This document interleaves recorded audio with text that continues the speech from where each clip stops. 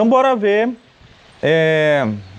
quantificar, né, esses calores, essas quantidades de calor. O primeiro que nós vamos ver é o que nós chamamos de quantidade de calor sensível, que é o que produz aumento de temperatura exclusivamente. Então nós podemos chamar de QS, calor sensível, para nós sabermos, não misturarmos as nomenclaturas aqui. Os físicos descobriram que essa quantidade trocada de energia, essa quantidade de calor, ela é proporcional a três grandezas, ou por que não dizer duas grandezas e uma constante. A primeira delas é a massa, ou seja, quanto mais massa aquele objeto tiver, mais calor ela precisa receber para poder aumentar a temperatura. Imagina que eu tenho várias moléculas, várias partículas, vários átomos, então eu tenho que entregar calor para cada um deles. Se o objeto tiver muita massa, então aí eu preciso demandar um pouco mais de calor, correto?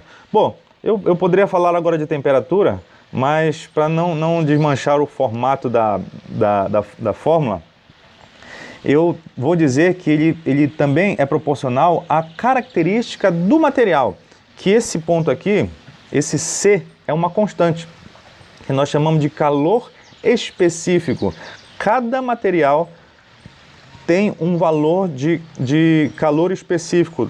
Daqui a pouco a gente vai ver, na próxima tela, nós vamos ver uma tabela com alguns valores de calor específico. Então, tem materiais que eles têm mais facilidade para receber calor e tem materiais que eles têm mais dificuldade. Então, esse C ele vai expressar justamente essa característica do material. E, por fim, a temperatura, ou seja, quanto maior a variação de temperatura, é proporcional à quantidade de calor que ele vai receber, certo? Se eu quero que essa variação seja muito alta, ou seja, o ΔT seja grande, significa que eu vou precisar de ter muito calor. Ou, contrário, né? Quero variar pouquinho, então é pouco calor que eu vou fornecer. Então, meus amiguinhos, essa aqui é a nossa equação, certo? De calor específico. Tem, o pessoal diz que é Mr. Cão, para lembrar do calor específico. Deixa eu pontuar aqui quem são esses indivíduos. Então aqui, esse K é o calor, esse QS é o calor sensível, não sei por que eu coloquei acento ali no sensível, mas tá bom, você vai entender. Esse M é massa, e aí vai variar, às vezes vai estar em grama, normalmente vai estar em grama, tá? Mas é possível que você encontre em quilograma. Tudo vai depender de como vai estar a unidade desse calor específico. E por fim, essa aqui é a variação de temperatura. Deixa eu cair em cima do Thiago aqui. Muito bem. Aqui eu esqueci o C cedilha. Então, variação de temperatura normalmente vai estar em graus Celsius. É possível que você encontre em Kelvin, em Fahrenheit. Então, bora considerar aqui que a massa vai estar em grama. O calor sensível vai estar em caloria. Pode estar em joule, Thiago? Olha, é difícil. A gente pode encontrar em joule. Aí você vai fazer aquela transformação, né, que um joule é igual a 4,18 uma caloria igual a 4,18 joule. E o calor específico, eu preciso juntar todas essas unidades. Então, o calor específico vai ser caloria por grama grau Celsius. Porque o grama de massa vai passar dividindo e o grau Celsius também vai passar dividindo. Por isso que essa aqui é a unidade. Então, beleza.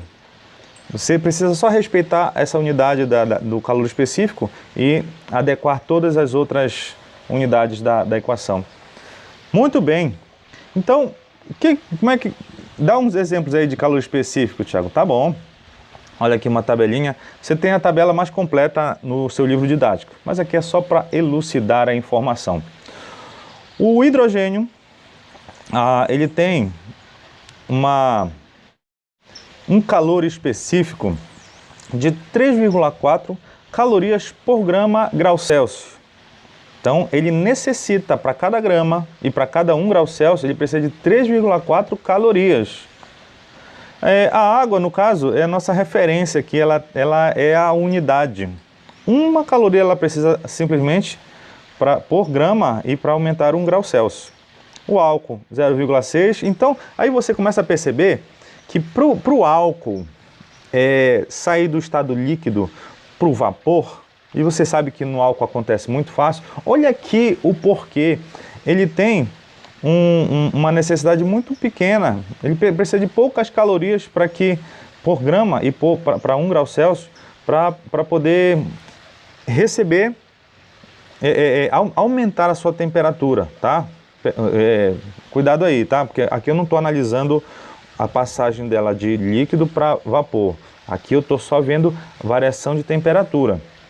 Então, e mais ainda, olha só, o gelo em comparação com a água, ele precisa de menos calor para aumentar a sua temperatura. E olha o vapor de água, já a zero, isso em 0 graus Celsius, vapor de água a 0 graus Celsius.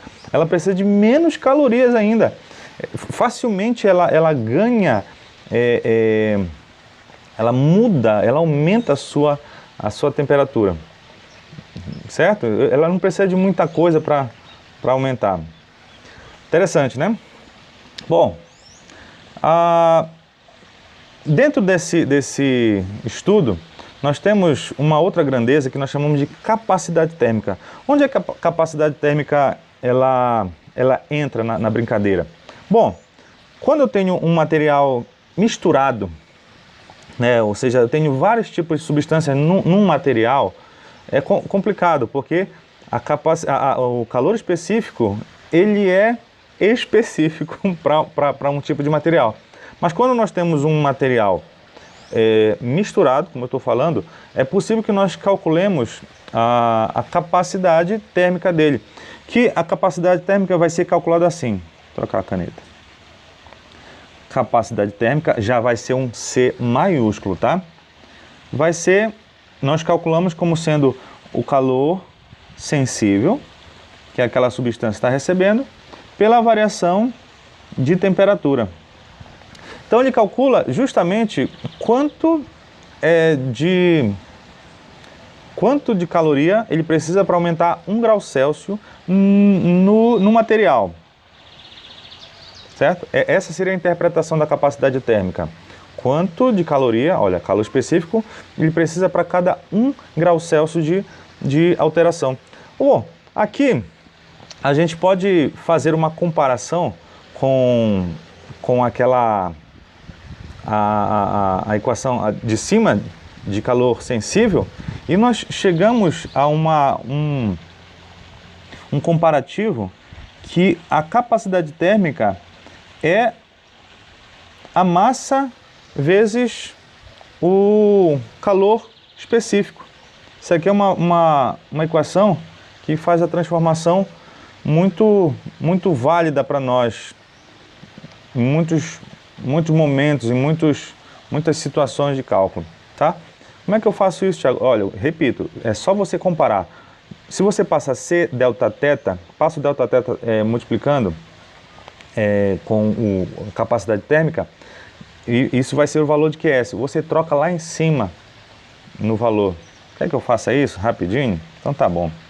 Olha as duas fórmulas que nós temos. Então nós temos QS, que foi essa que a gente acabou de ver, que vai ser capacidade térmica vezes delta θ. E eu tenho a outra aqui, QS é o Mister Cão. Deu para perceber? Então, se eu igualo essas duas, fica C delta θ igual a Mister Cão. Esse delta θ foi embora, viu? Sobrou só a capacidade térmica é igual a massa vezes calor específico. Bom, somente isso. E o último tipo de calor, que é o calor, quantidade de calor latente.